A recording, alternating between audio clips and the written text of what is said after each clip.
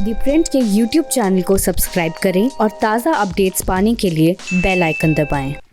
सिंगूर पर टाटा ने एक फैक्ट्री लगाई थी और फैक्ट्री तो लगी नहीं, ज़मीन भी वापस करना पड़ा और नैनो जो फैक्ट्री लगनी थी, नैनो का भी हाल कुछ चला नहीं। तो सिंगूर का हाल क्या है? चूँकि चुनाव आ चुका है और चुनावी मुद्दा है कि यहाँ पे ज़मीन, इंडस्ट्री। आप अपना नाम बताइए और किस गांव से हैं, और ये बताइए कि आज की तारीख में टाटा ने जो पैसे दिए थे, फिर ममता बनर्जी ने पैसे दिए, अब यहाँ पे ज़मीन है वो फ़ायदे की चीज़ है या अगर इंडस्ट्री लगती वो फ़ायदेमंद होता?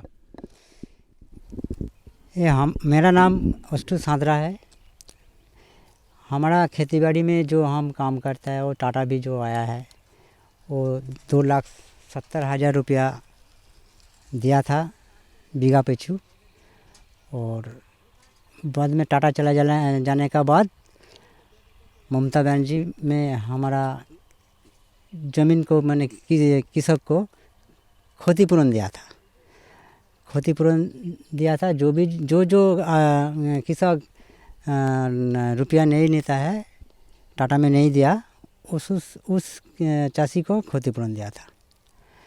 तो ममता जी हमारा चाषी को 3,20,000 रुपया दिया था बीघा पिछू। और कारखाना होने का तो ज़मीन चल जाएगा तो हम 3 लड़के को क्या खाएंगे। और तो वोट किसको डालेंगे चुनाव में? घर से निकलता है, हम वोट डालने के लिए जा रहा है, लेकिन हम तृणमूल के हमको दिया था, ममता बनर्जी का दिया था, लेकिन वहाँ गया मूड चेंज हो गया, अब मोदी को मार दो। तो ऐसा ही इस बार भी करेंगे कि वहाँ पे जाएंगे, मूड चेंज हो जाएगा तो मार देंगे जिसका भी मूड होगा। जिसका भी मूड होगा, लेकिन हमारा मूड ममता जी का है। अच्छा। हमको मालूम नहीं है किसका वोट डालेगा, तो मूड चेंज होने का तो मतलब मोदी का चले जाता है कि ममता जी का चले जाता है। ये जो इलाका है, ये इस इलाके में पहले टाटा फैक्ट्री थी, अब यहाँ पे वो टाटा फैक्ट्री के बाद ज़मीन बंजर हो गई, इस इलाके में पानी भर जाता है।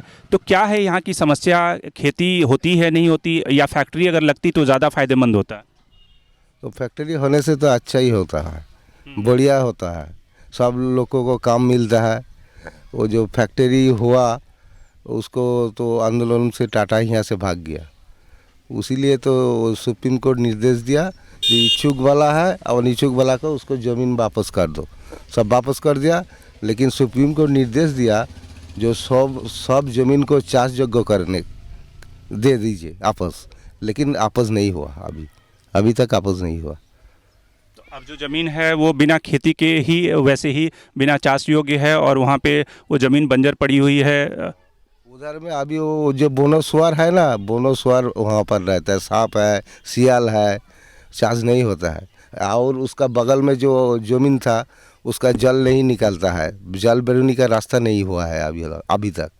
कारखाना चलेगा तो सब लोग को तो काम तो होना ही पड़ेगा, लेकिन वो जो लोग चाष करेगा उसको चाष करने का ज़मीन तो अभी उसको योग्य नहीं हुआ। सब गत्ता है, पाथर है, ईंट है, इसीलिए चाष नहीं होता है और जल निकलता नहीं है।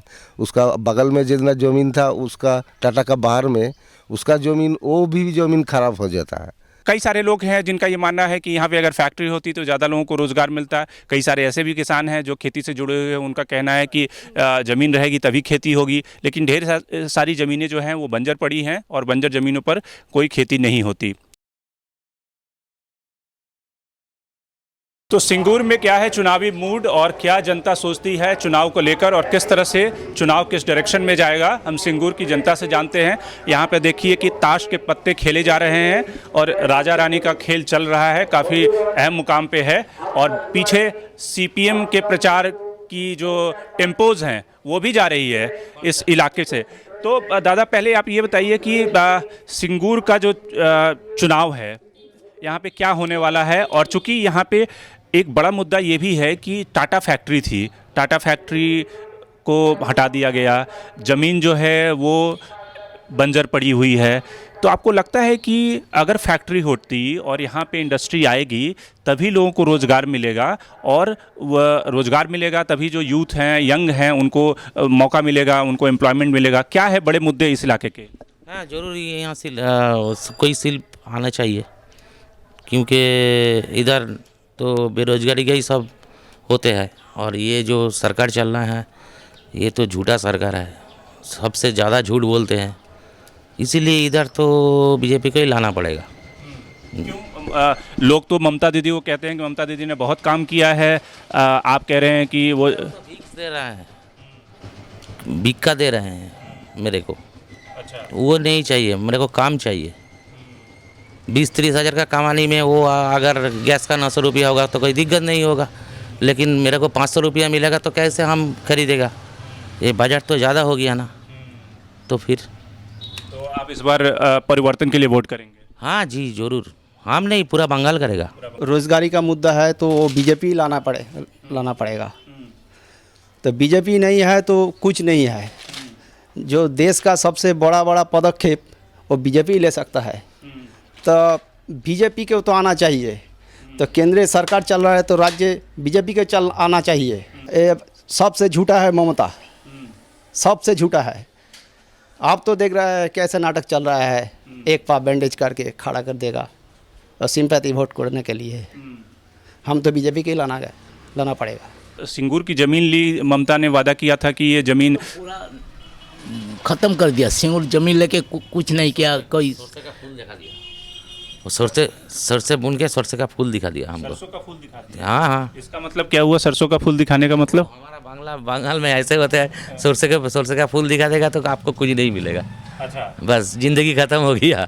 यहाँ पे जो लोग हैं ताश के जो पत्ते चले जा रहे हैं सिंगूर के इस गांव में, इनका कहना है कि मोदी और बीजेपी आएंगे तभी राज्य का भला हो सकता, तभी नौकरियां मिल सकती, तभी इंडस्ट्री आ सकती।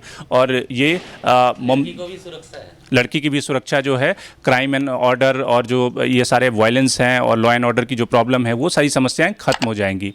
Shankar Animesh, the friend.